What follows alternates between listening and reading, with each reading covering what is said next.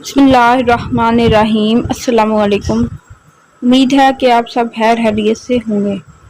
جب کوئی بچہ پیدا ہوتا ہے تو کوئی شخص اس کے سیدھے کان میں اذان اور الٹے کان میں اقامت پڑھتا ہے۔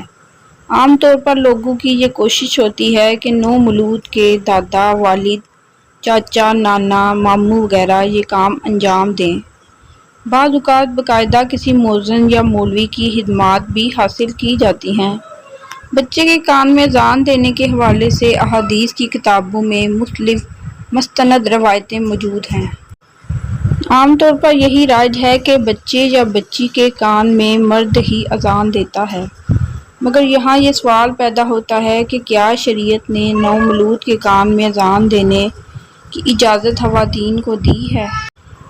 نجی ٹی وی پر سوال پوچھا گیا کہ کیا عورت بچے کے کان میں اذان دے سکتی ہے، جس کا مفتی اکمل قادری نے شرعی تعلیمات کی روشنی میں جواب پیش کیا۔ ان کا کہنا تھا کہ جی ہاں، عورت بالکل بچے کے کان میں اذان دے سکتی ہے، کیونکہ یہ بلند آواز سے نہیں دینی ہوتی، بلکہ نومولود کے کان میں آہستہ سے دینا ہوتی ہے۔ عورت کی آواز تیز ہونا ممنوع اور مکروہ تحریمیہ ہے، یعنی بلا ضرورت اس کی آواز کہیں اور جانا نہیں چاہیے۔ نماز کے لیے بھی وہ بلند آواز سے اذان نہیں دے سکتی۔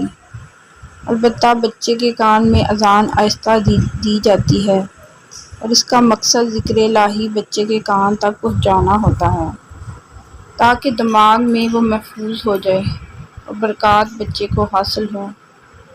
مفتی اکمل قادری کا کہنا تھا کہ بالکل عورت بچے کے کان میں اذان دے سکتی ہے، اس حوالے سے کوئی ممانعت نہیں ہے۔